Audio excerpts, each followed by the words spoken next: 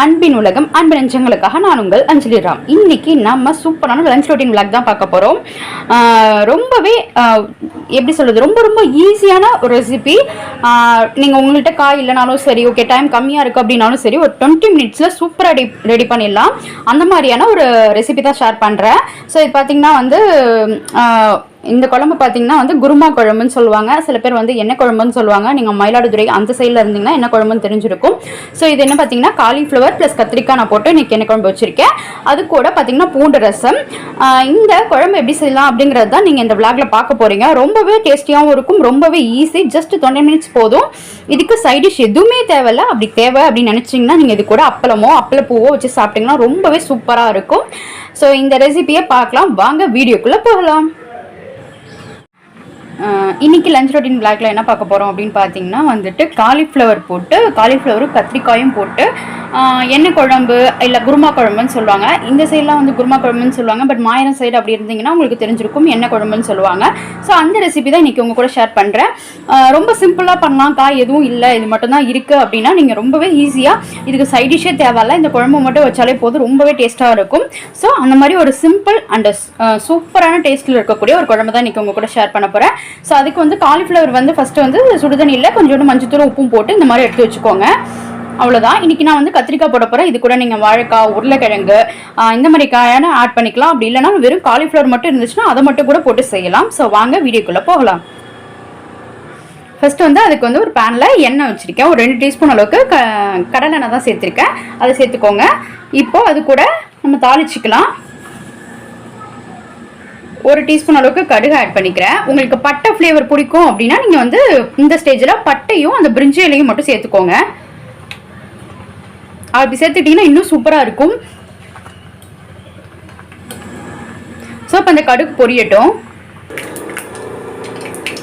இப்போ பார்த்தீங்கன்னா கடுகு பொரிய ஆரம்பிச்சிச்சு. இந்த ஸ்டேஜில் வந்து ஒரு டீஸ்பூன் அளவுக்கு ஜீரகம் சேர்த்துக்கலாம். ஸோ இந்த ஜீரகமும் ஃப்ரை ஆகட்டும். இன்றைக்கி நான் 4 பேர் சாப்பிட்ற அளவுக்கு செய்ய போகிறேன். ஸோ அதுக்கு வந்து நான் ஒரு பெரிய வெங்காயம் பெருசாக இருந்ததுனால இந்த மாதிரி நறுக்கி வச்சுக்கோங்க. ரொம்ப குட்டி குட்டியாக வேணாம், நம்ம குழம்புக்கெல்லாம் வைப்போம்ல அந்த மாதிரி நறுக்கி வச்சுக்கோங்க. அப்புறம் ஒரு தக்காளி, கொஞ்சோண்டு கொத்தமல்லி காம்புனா இப்போ நீங்கள் ஆட் பண்ணிட்டீங்கன்னா ரொம்பவே ஃப்ளேவர் சூப்பராக இருக்கும். அப்படி இல்லை தழை தான் இருக்குது அப்படின்னா நீங்கள் அதை லாஸ்ட்டாக ஆட் பண்ணிக்கலாம். இப்போ நம்ம வெங்காயம் சேர்த்துக்கலாம். இப்போ இந்த வெங்காயம் வதங்குறதுனா அப்படின்னா ரொம்ப கலர் மாறக்கூடாது, லைட்டாக கலர் மாறினதும் நம்ம தக்காளி ஆட் பண்ணிக்கலாம். அப்படியே இங்கே பார்த்தீங்கன்னா தெரியும் சாதம் ரெடி ஆகிட்டு இருக்கு. இவ்வளோதான் சாதம், இந்த குழம்பு ப்ளஸ் ரசம், இவ்வளோதான். ரொம்பவே டேஸ்ட்டாக இருக்கும். சிம்பிளாக இருந்தால் நல்லா இருக்கும்ல. ஸோ இப்போ ஸ்கூல்லாம் ஸ்டார்ட் ஆகிடுச்சு. ஸோ நீங்கள் சைட் டிஷ்லாம் செய்ய முடியல, காலையில் கொடுத்தனப்ப அப்படின்னா நீங்கள் இந்த மாதிரி ஒரு குழம்பு மட்டும் வச்சு செஞ்சு கொடுத்தீங்கனாலே போதும், ரொம்பவே விரும்பி சாப்பிடுவாங்க. காலிஃப்ளவர் எல்லாருக்குமே பிடிக்கும். ஸோ அதனால் ரொம்பவே டேஸ்ட்டாக இருக்கும். செய்கிறது ரொம்ப ஈஸி. ஜஸ்ட் ஒரு 20 மினிட்ஸ் போதும், ரெடி ஆகிடும் சூப்பராக. இந்த அளவுக்கு கலர் மாறினா போதும். நம்ம இப்போ தக்காளி ஆட் பண்ணிக்கலாம்.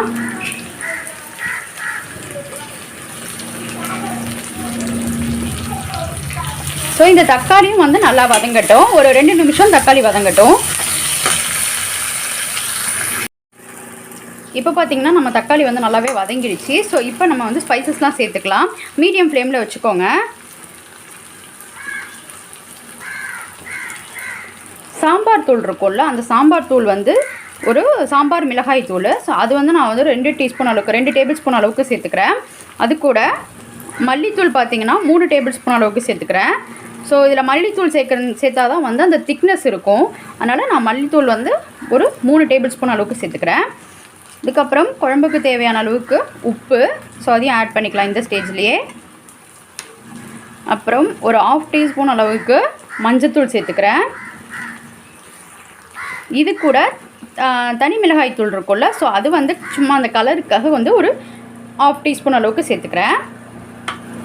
ஸோ நீங்கள் காரம் எப்படி ஆட் பண்ணுவீங்களோ அந்த மாதிரி ஆட் பண்ணிக்கோங்க. இந்த ஸ்பைசஸ்லாம் சேர்த்து ஜஸ்ட் ஒரு நிமிஷம் லைட்டாக வதக்கிட்டு நம்ம இதில் தண்ணி ஆட் பண்ணிக்கலாம். ஸ்பைசஸ்லாம் இப்படி எண்ணெயில் ஃப்ரை ஆகும்போது அந்த ரா ஸ்மெல் இருக்காது. ஸோ அதனால தான் இப்படி ஃப்ரை பண்ணுறோம். டேஸ்ட்டும் நல்லாயிருக்கும். இந்த மாதிரி ட்ரை பண்ணி பாருங்கள். இப்போ நம்ம வந்து தண்ணி ஆட் பண்ணிக்கலாம். ஸோ 2 கிளாஸ் அளவுக்கு தண்ணி சேர்த்துக்கோங்க. இப்போ வந்து ஹை ஃப்ளேமில் வச்சுட்டு இந்த மாதிரி தண்ணி சேர்த்து நல்லா மிக்ஸ் பண்ணி விட்டுருங்க. இந்த தண்ணி வந்து நல்லா கொதிக்கட்டும். ஒரு 5 நிமிஷம் கொதித்த பிறகு வந்து நம்ம காயெல்லாம் ஆட் பண்ணிக்கலாம். ஸோ இன்றைக்கி நம்ம ஆட் பண்ண போகிறது வந்து காலிஃப்ளவர் அண்ட் கத்திரிக்காய் உருளைக்கிழங்கு இப்படி தான் ஆட் பண்ண போகிறோம். ஸோ அதனால் சீக்கிரமாக வெந்துடும். ஸோ இது தண்ணி வந்து ஒரு 5 நிமிஷம் வந்து கொதிக்கட்டும். நல்லா கொதித்து வரும்போது நம்ம காய் ஆட் பண்ணிக்கலாம். இங்கே பார்த்திங்கன்னா நம்ம சாதமும் ரெடி ஆகிடுச்சு. ஸோ இந்த கேப்பில் நான் அந்த சாதத்தை வடிச்சிட்டு வந்துடுறேன். இப்போ பார்த்திங்கன்னா தெரியும் நல்லாவே குழம்பு வந்து கொதிக்க ஆரம்பிச்சிருச்சு. ஸோ இந்த ஸ்டேஜில் நம்ம வந்து இப்போ காயெல்லாம் ஆட் பண்ணிக்கலாம். நான் வந்து இது கூட இந்த கொத்தமல்லி காம்பு வச்சுருந்தேன்னா ஸோ அதையும் ஆட் பண்ணிக்கிறேன். ஸோ காம்பெல்லாம் வேஸ்ட் பண்ணாமல் நீங்கள் தனியாக எடுத்து வச்சுக்கோங்க. இந்த மாதிரி குழம்புக்கு சாம்பாருக்கெலாம் யூஸ் பண்ணிக்கலாம். இப்போ நம்ம இதில் காய் ஆட் பண்ணிடலாம். இப்போ இதில் நான் வந்து காலிஃப்ளவர் ஆட் பண்ணிட்டேன். ஸோ இது கூட நான் வந்து கத்திரிக்காய் சேர்த்துக்க போகிறேன். பாருங்கள், கத்திரிக்காய் வந்து இந்த மாதிரி நறுக்கி வச்சுக்கோங்க. நான் 2 கத்திரிக்காய் ஆட் பண்ணுறேன் போதும், ஏன்னா பூ இருக்குது. ஸோ அந்த டேஸ்ட்டுக்காக மட்டும் நான் அதில் 2 கத்திரிக்காவை ஆட் பண்ண போகிறேன். ஸோ அதையும் ஆட் பண்ணிடலாம். இப்போது இதெல்லாம் சீக்கிரமாக வேகக்கூடிய காய் அப்படிங்கிறதுனால 10 நிமிஷம் மட்டும் நல்லா மூடி போட்டு வேக வச்சா போதும், காய் வெந்துடும். காய் வெந்ததுக்கப்புறம் இப்போ நம்ம இதில் வந்து மசாலா ஆட் பண்ண போகிறோம். ஸோ ஒரு 10 நிமிஷம் இது வேகட்டும், நம்ம க்ளோஸ் பண்ணி வச்சிடலாம். அந்த காய் வேகிற கேப்பில் நம்ம வந்து இதுக்கான மசாலா அரைச்சிடலாம். மசாலா ஒன்றும் கிடையாது. ஸோ தேங்காய் இருக்குது பார்த்தீங்களா, தேங்காய் வந்து இது 1 மூலி தேங்காய். நான் 4 பேர் இல்லை ஒரு 5 பேர் வரைக்கும் சாப்பிட்லாம், அந்தளவுக்கு வைக்க போகிறேன். அப்படின்றதுனால நான் 1 மூலி தேங்காய் வந்து இந்த மாதிரி நறுக்கி வச்சுருக்கேன். நீங்கள் துருவி கூட வச்சுக்கலாம். இதில் நம்ம வந்து 2 டீஸ்பூன் அளவுக்கு சோம்பு சேர்த்துக்க போகிறோம். அவ்வளோதான். இது 2த்தையும் வந்து நம்ம நல்லா அரைச்சிக்கலாம். தண்ணி ஊற்றி நல்லா பேஸ்ட் மாதிரி அரைச்சிக்கோங்க. இதை தான் நம்ம ஆட் பண்ண போகிறோம் கடைசியாக. ஸோ இதை நம்ம அரைச்சி வச்சிடலாம். இப்போது குழம்புக்கு தேவையான அந்த மசாலா பேஸ்ட் ரெடி ஆகிடுச்சு. இந்த மாதிரி பேஸ்ட்டை அரைச்சி வச்சுக்கோங்க. இங்கே பார்த்தீங்கன்னா நம்ம குழம்புல காயும் வெந்துருச்சு. பார்த்தாலே தெரியும் உங்களுக்கு, இவ்வளோ சூப்பராக இருக்கலாம். இந்த மாதிரி குழஞ்சி போகக்கூடாது, அப்படியே தெரியணும். ஸோ இந்த ஸ்டேஜில் நம்ம இப்போ வந்து அந்த அரைச்ச மசாலாவை ஆட் பண்ணிக்கலாம்.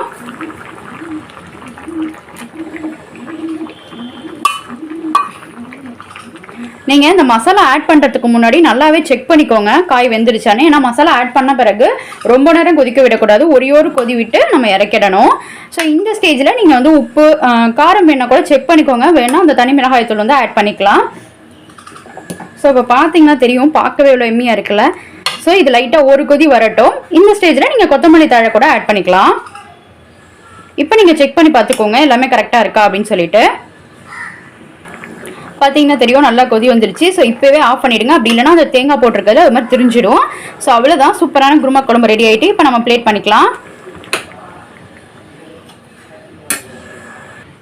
இது கூட பார்த்தீங்கன்னா நான் ரசம் வச்சுருக்கேன். பார்த்தீங்கன்னா தெரியும், பார்க்கவே எவ்வளோ சூப்பராக இருக்குல்ல. இது வந்து அரைச்ச ரசம், ரொம்பவே டேஸ்ட்டாக இருக்கும். ஸோ ரச ரெசிபி உங்களுக்குலாம் தெரியும் அப்படிங்கிறதுனால தான் நான் ஷேர் பண்ணலை. அவ்வளோதான் ஃப்ரெண்ட்ஸ், அட்டகாசமான லஞ்ச் விலாகில். ஸோ சூப்பரான ரெசிபி ரெடி ஆகிடுச்சு. பாருங்கள், ஒயிட் ரைஸ் கூடவே பார்த்தீங்கன்னா காலிஃப்ளவர் அண்ட் கத்திரிக்காய் போட்டு குருமா குழம்பு எண்ணெய் குழம்பு எப்படி வேணாலும் சொல்லலாம். ரொம்பவே டேஸ்டியாக இருக்கும், பார்க்கவே எவ்வளோ சூப்பராக இருக்குல்ல. ஸோ இது கூட வந்து பார்த்திங்கன்னா நல்லாவே ஜீரணமாகும் அப்படிங்கிறதுனால ஒரு பூண்டு ரசம், அது அரைச்ச ரசம், இவ்வளோதான். இது கூட நீங்கள் வந்து அப்பளம் கூட வச்சுக்கலாம் சைடிஷாக. நான் வந்து இன்றைக்கி அப்பளமும் இருக்குது, பட் நான் அதை வந்து பிளேட்டில் வைக்கலை. ஸோ வந்து அவ்வளோதான், சூப்பரான லஞ்ச் ரொட்டீன். இது ரெடியாக உங்களுக்கே தெரிஞ்சிருக்கும், நான் டைமிங் படி தான் சொன்னேன்.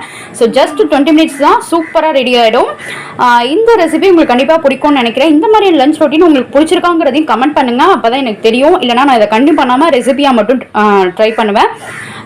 இப்போ நான் வந்து ஸ்கூலில் ஓப்பன் ஆகுது அப்படிங்கிறதுனால லஞ்ச் ரொட்டீன் மட்டும் உங்கள் கூட ஷேர் பண்ணுறேன், ஈஸியாக எப்படி ரெடி பண்ணலாம் அப்படின்றது. சப்போஸ் உங்களுக்கு மார்னிங் ரொட்டீன் எல்லாமே வேணும் அப்படின்னா அதையும் எனக்கு கமெண்ட் பண்ணுங்கள். இந்த வீடியோ உங்களுக்கு ரொம்ப பிடிச்சிருக்கும்னு நினைக்கிறேன். பிடிச்சிருந்தா கமெண்ட் பண்ணுங்கள், சப்ஸ்கிரைப் பண்ணுங்கள், மறக்காமல் பெல் ஐக்கானையும் ப்ரெஸ் பண்ணுங்கள். ரொம்ப பிடிச்சிருந்தா உங்கள் ஃப்ரெண்ட்ஸுக்கும் ஷேர் பண்ணுங்கள். Bye bye friends.